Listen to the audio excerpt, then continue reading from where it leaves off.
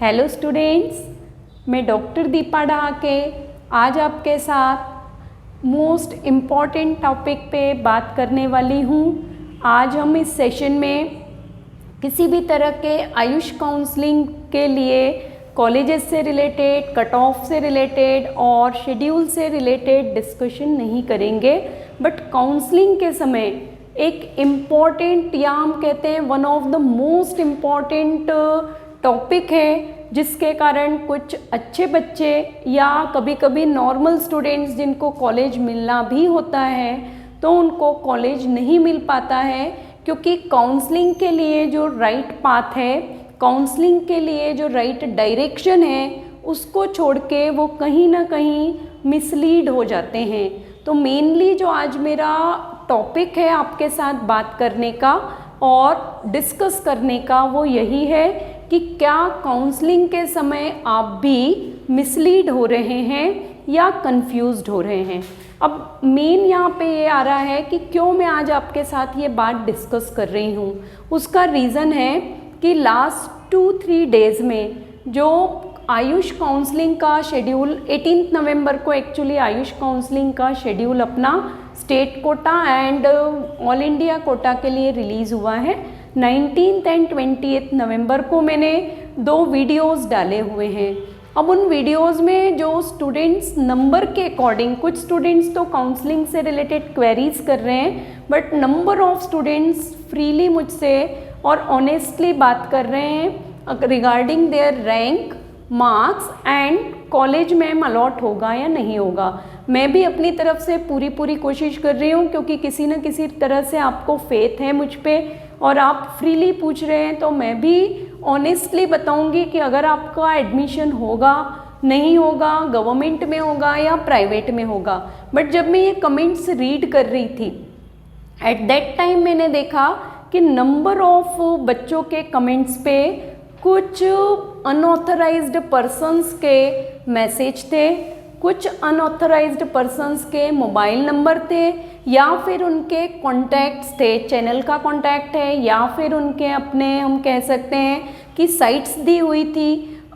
कुछ बच्चों के इसमें एड्रेसेस प्रोवाइडेड थे, तो नंबर ऑफ थे जिनको मैंने इमीडिएटली रिमूव किया है। बट हो सकता है कुछ बच्चों के इसमें आंसर्स में या रिप्लाई में इस तरह के कमेंट्स अभी भी रह गए होंगे। तो ये मुझे मेन कहना है कि देखिए, ये जो है ये आपको मिसलीड करने का तरीका है एक तरह से। कुछ कमेंट्स तो स्पैम होते हैं और कुछ जो है वो फ्रॉडस्टर्स हो सकते हैं या चीटर्स हो सकते हैं, जो आपको काउंसलिंग के समय पे मिसलीड करेंगे। रीज़न ये है क्योंकि अब जो काउंसलिंग का समय है, इस समय आप खुद भी फील कर रहे होंगे कि आप बहुत ज़्यादा हाइपर होंगे और आप कंफ्यूजन की कंडीशंस में होंगे कि आपको समझ में नहीं आ रहा है कि किस कॉलेज को कॉपी चॉइस कह रही हूँ बार बार, किस कॉलेज को मैं चॉइस फिलिंग में ऐड करूं। अगर हम वो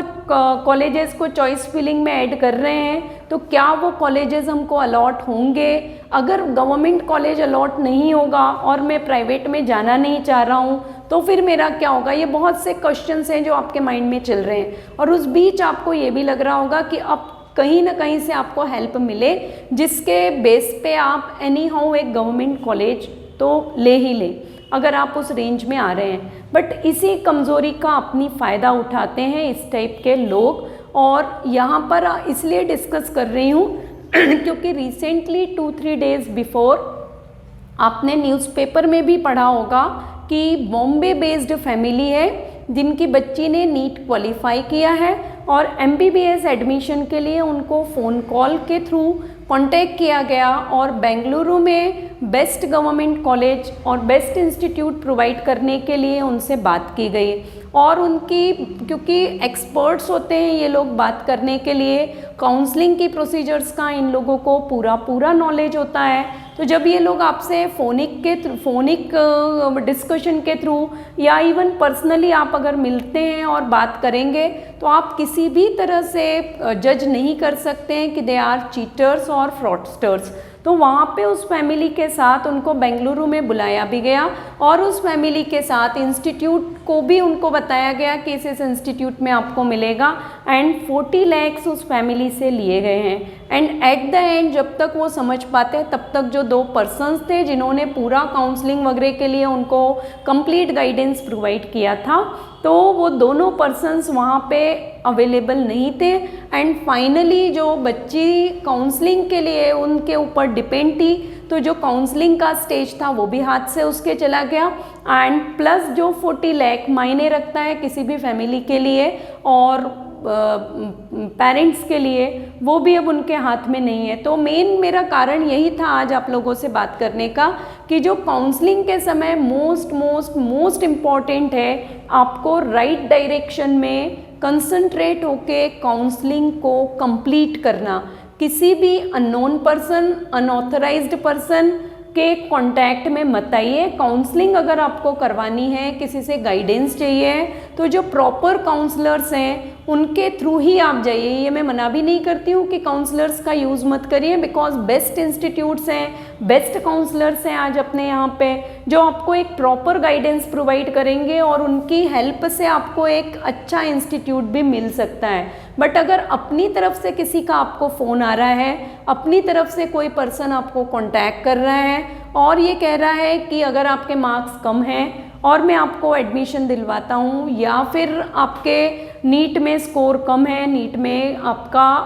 क्वालिफाई भी नहीं है, इवन आफ्टर दैट हम आपको एडमिशन दिलाएंगे, तो ये आप और मैं सभी जानते हैं पूरा का पूरा काउंसलिंग का प्रोसेस ऑनलाइन है, ऑन पेपर हो रहा है। सब बच्चों को मार्क्स पता होते हैं, रैंक्स पता होते हैं, कितना कट ऑफ जाएगा फर्स्ट सेकंड में, एवरीथिंग ऑन पेपर कंप्लीट होता है।